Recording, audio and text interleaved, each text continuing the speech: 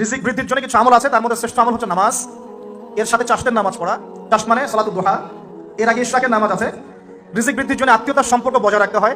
আত্মীয়তার সম্পর্ক বজায় রাখলে রিজিক প্রশস্ত হবে। বেশি বেশি যে আল্লাহ জিকির করে এবং কোরআন তেলাওয়াত করে তার রিজিক বাড়ে আলহামদুলিল্লাহ। এবং যে আল্লাহর রাস্তায় খরচ করে তার রিজিক বাড়ে। এই রিজিক বাড়ার কিছু পলিসি আছে। সবচেয়ে শ্রেষ্ঠটা হচ্ছে নামাজ, আল্লাহর জিকির তেলাওয়াত। এরপর আমলের মধ্যে আত্মীয়তার সম্পর্ক বজায় রাখা। নবীজি বলছেন, কেউ যদি চায় যে তার রিজিকটা লম্বা হোক, হায়াতটা লম্বা হোক, সে যেন আত্মীয়তার সম্পর্ক বজায় রাখে। আত্মীয়তার সম্পর্ক এখন আস্তে আস্তে নষ্ট হয়ে যাচ্ছে না? খেয়াল করে দেখেন, আত্মীয়তার সম্পর্ক আপনি বজায় রাখবেন। মনে রাখবেন, আমি বারবার একটা কথা বলেছি আপনাদের ওয়াজ মাহফিলে, যে পৃথিবীতে যে কাজই করবেন আল্লাহর সন্তুষ্টির জন্য করবেন। আত্মীয়তার সম্পর্ক বজায় রাখবেন আল্লাহর সন্তুষ্টির জন্য, তাদের কাছে কিছু পাওয়ার আশায় না। যখনই আপনি কারো কাছে কিছু পাওয়ার আশা করবেন আপনি কষ্ট পাবেন।